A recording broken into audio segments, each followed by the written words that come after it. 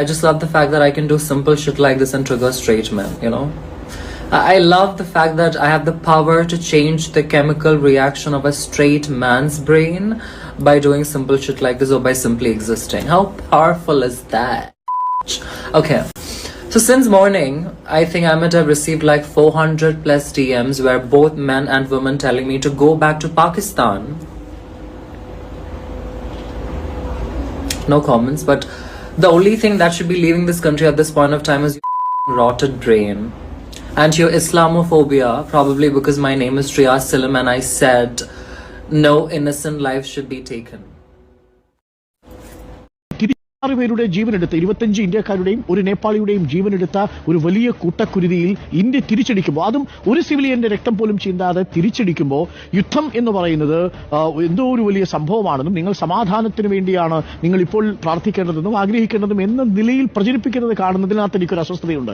കാരണം ഈ സമയത്ത് നമ്മൾ ആരും യുദ്ധത്തിനോടൊപ്പമല്ല, പക്ഷേ സൈന്യത്തോടൊപ്പമാണ്.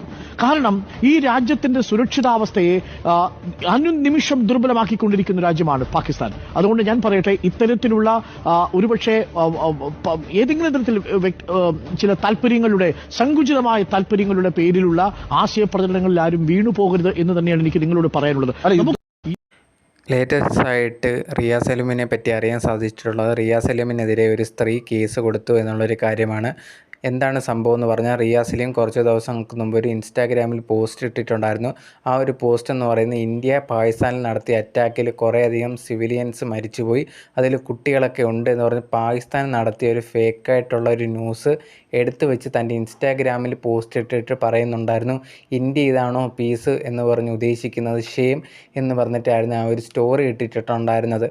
പക്ഷേ ആ ഒരു ന്യൂസ് ഫേക്കാണെന്നുള്ള കാര്യം അവസാനം റിയാസ് മനസ്സിലാക്കിയിട്ടുണ്ട്. എന്നിരുന്നിട്ട് പോലും ഒരു സോറി പറയാനോ ഒന്നും തന്നെ റെഡി ആയിട്ടുണ്ടായിരുന്നില്ല. ഒരു സ്റ്റോറി പോലും വന്നിട്ടില്ലായിരുന്നു സോറി എന്ന് പറഞ്ഞ്.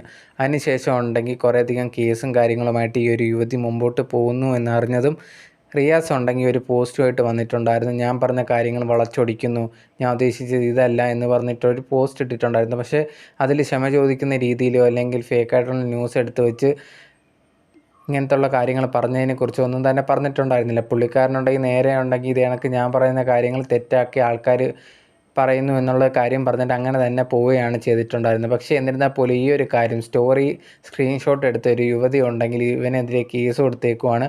ആ ഒരു കറക്റ്റായിട്ടുള്ള കാര്യമാണെന്നാണ് എനിക്ക് തോന്നുന്നത്. ഇങ്ങനത്തുള്ള ആൾക്കാരെയൊക്കെ സപ്പോർട്ട് ചെയ്ത് നിർത്തേണ്ട കാര്യങ്ങളൊന്നുമില്ല. ഇവൻ ചെയ്ത് വളരെ തെറ്റായിട്ടുള്ള ഒരു കാര്യമാണ്. നമ്മുടെ രാജ്യത്തിനെതിരെ ഭയങ്കര മോശമായിട്ടുള്ള രീതിയിലാണ് ആ ഒരു രീതിയിൽ സംസാരിച്ചിട്ടുണ്ടായിരുന്നു. ആ ഒരു കാര്യത്തിൽ ഇവനെതിരെ എന്താണോ ശിക്ഷ ഉള്ളത് ആ ഒരു ശിക്ഷ എടുക്കേണ്ടതാണ്, അത് കൊടുക്കേണ്ടതാണ്.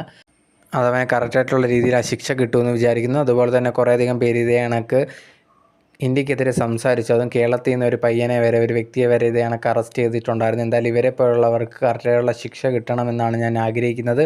ഈ ഒരു വീഡിയോ കാണുന്ന നിങ്ങളുടെ അഭിപ്രായം എന്തോന്നുള്ളത് കമൻറ്റ് ബോക്സിൽ കമൻറ്റായിട്ട് രേഖപ്പെടുത്തുക. സോ മറക്കാതെ ഈ ഒരു വീഡിയോ ലൈക്ക് ചെയ്യുക, അതുപോലെ തന്നെ ഷെയർ ചെയ്യുക, സബ്സ്ക്രൈബ് ചെയ്യുക. എന്നാൽ മാത്രമേ ഇനി ഇരുന്ന വീഡിയോസ് നിങ്ങളിലേക്ക് എത്തത്തോളും. Okay, by.